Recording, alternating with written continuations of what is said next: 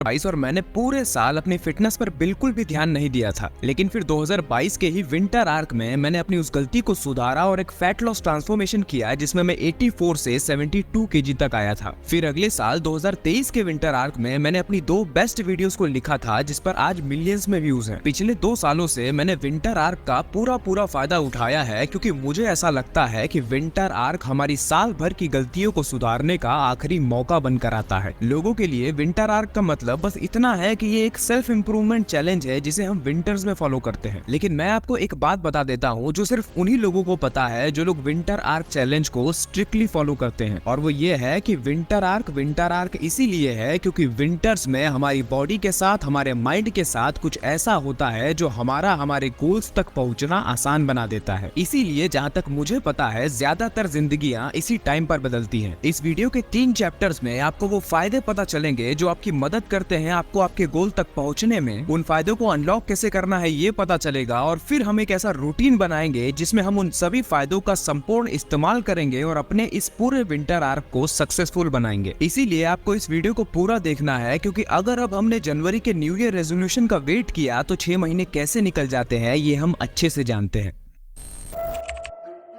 तो दोस्तों, बड़ा ही बेसिक सा सवाल है कि विंटर्स ही क्यों, समर्स क्यों नहीं? कोई समर आर्क चैलेंज क्यों नहीं बना? विंटर्स में ऐसा क्या खास है कि हमें ये चैलेंज विंटर्स में ही फॉलो करना चाहिए? इस चैलेंज को विंटर्स में फॉलो करने की वजह यही है कि इस सीजन में हमको बहुत सारे ऐसे बॉडी से रिलेटेड, माइंड से रिलेटेड एडवांटेजेस मिल जाते हैं जो हमको दूसरे सीजन में नहीं मिलते। अब इसमें एक चीज ध्यान देने वाली है कि आपको ये जो फायदे विंटर्स में मिलते हैं ये सिर्फ उन्हीं लोगों को मिलते हैं जो लोग मेहनती होते हैं। अब ये जो मैं बात बोल रहा हूँ ये मैं हवा में नहीं बोल रहा, मैं इस बात का पूरा प्रूफ देने वाला हूँ। अभी ये जो फायदे आपको विंटर आर्क में मिलने वाले हैं ये ऐसा कोई जादू नहीं करेंगे कि आपको अपने आप ही सुबह जल्दी उठा देंगे या आपसे अपने आप ही काम करवाने लग जाएंगे। इन फायदों की कंडीशन ये है कि अगर तुम मेहनत करोगे, जोर लगाओगे, तभी ये फायदे तुमको मिलेंगे। लेकिन जो लोग ये सोच रहे हैं कि जो फायदा होना होगा वो अपने आप हो जाएगा, मैं तो बस अपनी रजाई गर्म करता हूँ, तो फायदा तो भूल जाओ। विंटर्स में तुम्हारे शरीर का आलस 10 गुना बढ़ जाएगा। तो अब जरा देख लेते हैं कि वो फायदे हैं क्या और वो हमारी मदद कैसे करेंगे। पहला फायदा है बेटर स्लीप क्वालिटी। विंटर्स में दिन छोटे और रात लंबी हो जाती है जिसकी वजह से 5-6 बजे ही अंधेरा होना शुरू हो जाता है, और जब अंधेरा जल्दी होने लगता है तो हमारे शरीर में मेलाटोनिन भी जल्दी रिलीज होने लगता है जो कि वही हार्मोन है जिसकी वजह से हमें नींद आती है। तो इसी वजह से विंटर्स में कंपैरेटिवली जल्दी सोना आसान हो जाता है। और बस यही नहीं, हमारी बॉडी सोने से पहले अपने आप को ठंडा करती है और उसको सोते वक्त ठंडा एनवायरनमेंट भी चाहिए होता है। तो इसीलिए विंटर्स में रात ठंडी और लंबी होने की वजह से हमें लंबी और गहरी नींद आती है। अब एक मेहनती इंसान के लिए ये एक वरदान है क्योंकि वो अपने वर्कआउट से बेटर रिकवर हो पाएगा। अगले दिन उसके एनर्जी लेवल्स आसमान छू रहे होंगे और वो जी तोड़ मेहनत कर पाएगा। लेकिन कामचोर इंसान के लिए ये एक अभिशाप है क्योंकि अगर वो पहले 10 घंटे रजाई गर्म करता था तो अब 20 घंटे करेगा। विंटर सीजन उसकी मदद कर सकता था कि वो जल्दी सो के अपनी स्लीप साइकिल को ठीक कर सकता है, लेकिन सोने से पहले फोन चला कर उसने उस फायदे को भी इस्तेमाल नहीं किया। अगर वो सोएगा भी तो उसकी रिकवरी तो होगी नहीं क्योंकि रिकवर होने के लिए पहले वर्कआउट भी करना पड़ता है। और अगर अगले दिन उसके एनर्जी लेवल अच्छे हैं तो उस एनर्जी का इस्तेमाल भी वो सही जगह नहीं करेगा क्योंकि बेहतर होने से तो कोई मतलब ही नहीं है। दूसरा फायदा है इंक्रीज्ड मेटाबॉलिक रेट। गर्मियों के मौसम में जब हमारे बॉडी का टेम्परेचर बढ़ता है और हमें गर्मी लगती है तो हमारी बॉडी टेम्परेचर को मेंटेन करने के लिए पसीना छोड़ना शुरू कर देती है। वैसे ही विंटर्स में ठंड लगने की वजह से बॉडी के टेम्परेचर को मेंटेन करने के लिए बॉडी अपना मेटाबॉलिज्म बढ़ा देती है जिससे हमारी एनर्जी ज्यादा बर्न होती है। अब मेटाबॉलिक रेट के बढ़ जाने की वजह से 3 फायदे होते हैं। पहला फायदा मोटे लोगों को होता है, दूसरा फायदा पतले लोगों को होता है और तीसरा फायदा इन दोनों को ही होता है। मोटे लोगों को ये फायदा होता है कि अगर वो फैट लॉस करना चाहते हैं तो वो वेट ट्रेनिंग और थोड़ा कार्डियो करें और थोड़ा खाने पर ध्यान दें तो उन्हें विंटर्स में अच्छे रिजल्ट मिल सकते हैं। अब इस बात का ये मतलब नहीं है कि उनको समर्स में रिजल्ट नहीं मिलेंगे, समर्स में भी मिलेंगे, लेकिन मेटाबॉलिक रेट के बढ़ने से थोड़ा ही सही लेकिन फायदा जरूर होगा। और पतले लोगों को ये फायदा होता है कि हाई मेटाबॉलिक रेट की वजह से एनर्जी ज्यादा बर्न होती है और एनर्जी ज्यादा बर्न होने की वजह से उन्हें भूख भी ज्यादा लगती है। तो अगर वो वजन बढ़ाना चाहते हैं तो उनको विंटर आर्क में खाने का एडवांटेज मिलेगा। और तीसरा एडवांटेज जो मेटाबॉलिक रेट के बढ़ने से आपको मिलेगा वो ये होगा कि आपकी एनर्जी लेवल्स बढ़ जाएंगे, आपका फोकस इंप्रूव हो जाएगा, आपकी रिकवरी अच्छी हो जाएगी, आपका स्टेमिना बढ़ जाएगा और आपका मूड और मोटिवेशन हमेशा आसमान में रहेगा। और अब तीसरा और आखिरी फायदा जो कि आपको विंटर आर्क में मिलने वाला है वो ये है कि आपको काम करने के लिए लिए बहुत सारा समय मिल जाएगा। गर्मियों के मौसम में हम पूरे दिन काम नहीं कर सकते, दोपहर में बाहर नहीं निकल सकते, और अगर घर में भी है तो हमें एसी कूलर चाहिए, एक सही इन्वायरमेंट चाहिए काम करने के लिए। अगर हम वर्कआउट करने जाते हैं तो वहाँ हमें ज्यादा फटीग महसूस होता है और हमारा पसीना ज्यादा निकलता है। लेकिन वहीं पर विंटर्स में आपको पूरा दिन ही मिल जाता है। विंटर्स में आप कपड़े पहनकर ठंडी से बच सकते हो, लेकिन गर्मी में सारे कपड़े उतार भी दो तो गर्मी से नहीं बच सकते। अगर आपको वॉकिंग करनी है, साइकिलिंग करनी है, जिम जाना है, आपके पास आपका पूरा दिन पड़ा है। मौसम पूरी तरह से आपके फेवर में है। तो देखो, अगर आप फिटनेस इंडस्ट्री को फॉलो करते हो तो वहां पर एक बात कही जाती है, और वो ये है कि अगर आपकी ओवरऑल डाइट अच्छी नहीं है तो आप कितना भी सप्लीमेंट ले लो, रिजल्ट्स नहीं मिलेंगे। लेकिन अगर आपकी ओवरऑल डाइट अच्छी है तो उसके ऊपर से जब आप सप्लीमेंट लोगे तो आपको बहुत अच्छे रिजल्ट्स मिलेंगे। Supplements are additional to the diet, not instead of diet. उसी तरह से विंटर सीजन भी एक सप्लीमेंट की तरह है। अगर मेहनत करोगे तो विंटर आर्क आपकी मदद करेगा, और अगर मेहनत नहीं करोगे तो विंटर आर्क आपके लिए सिर्फ विंटर सीजन बन के रह जाएगा।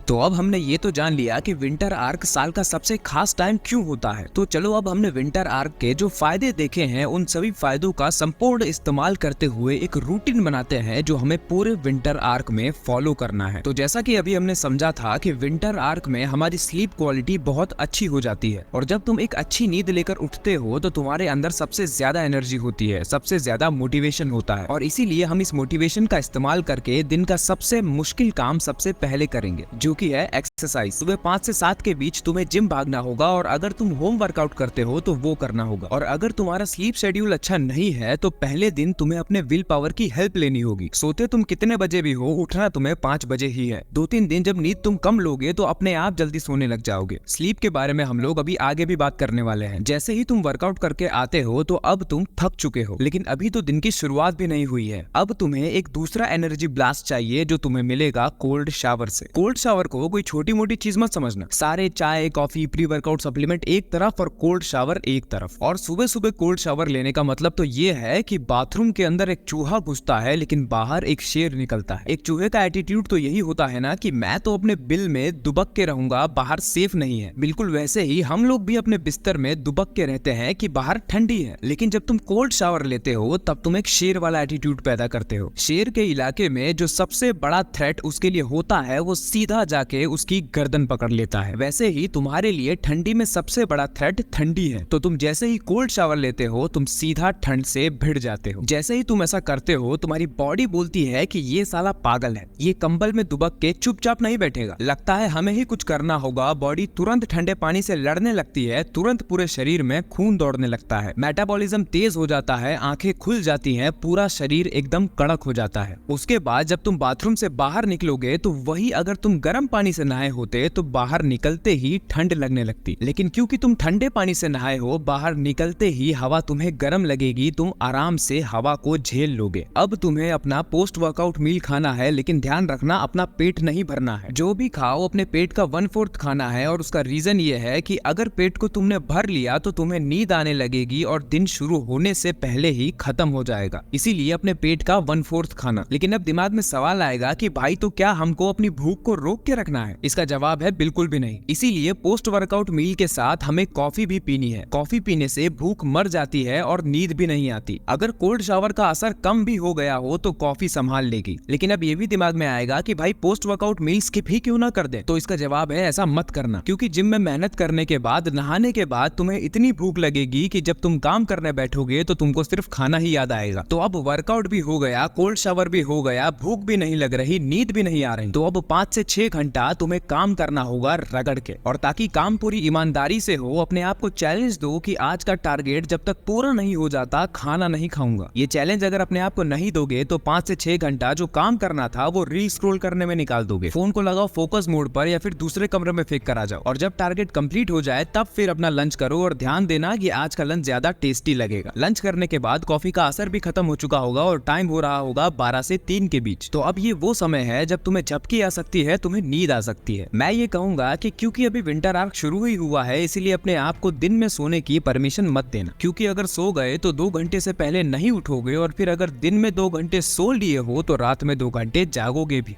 और अगर रात में तुम जागे हुए हो, रात में तुम्हें खाली समय मिला हुआ है, तो खाली समय मिलने पर तुम्हें पता है तुम क्या करते हो और तुम क्या करोगे। लेकिन अगर फिर भी बिल्कुल रोका ही नहीं जा रहा है तो 40 मिनट का नैप ले सकते हो, वो भी अलार्म लगाकर। और अगर तुमको दिन में सोने की जरूरत नहीं पड़ रही है तो वो तो बहुत अच्छी बात है। फिर लंच करने के बाद तुम सोशल मीडिया ब्रेक ले सकते हो, या फिर जो भी तुम्हारे इंपॉर्टेंट काम है वो कर सकते हो, या फिर इस टाइम का कोई प्रोडक्टिव यूज करना है तो वो भी तुम्हारे ऊपर है। लेकिन फिर जैसे ही शाम के 5 बजते हैं, चुपचाप घर से बाहर निकल जाना, क्योंकि टाइम हो चुका है दिन के दूसरे वर्कआउट का। अब कोई बहुत भारी भरकम वर्कआउट नहीं करना है, लो इंटेंसिटी वर्कआउट करना है, जैसे कि वॉकिंग। घर से बाहर निकलो, ये विंटर्स का टाइम है, अब रात जल्दी हो जाएगी, इसलिए 5 बजे के बाद सनसेट देखने को मिलेगा। आसमान में गुलाबी और नारंगी रंग के बादल देखने को मिलेंगे। और जिन लोगों ने इंस्टाग्राम चला चला कर, पॉर्न देख देख कर अपने डोपामिन रिसेप्टर्स को फ्राई कर लिया है, उनके लिए ये एक थेरेपी की तरह काम करेगा। और तो और ये हमारी स्लीप के लिए भी बहुत इंपॉर्टेंट है। याद रखना, हम एक जानवर के शरीर में रहते हैं। ये वही जानवर है जिसने अपनी इवोल्यूशन की जर्नी में खूब हरियाली देखी है, खूब पहाड़ देखे हैं, रोज सनराइज और सनसेट देखा है, सूर्य उदय देखकर ये जागता आया है और सूर्यास्त देखकर ये सोता आया है। और इसीलिए जब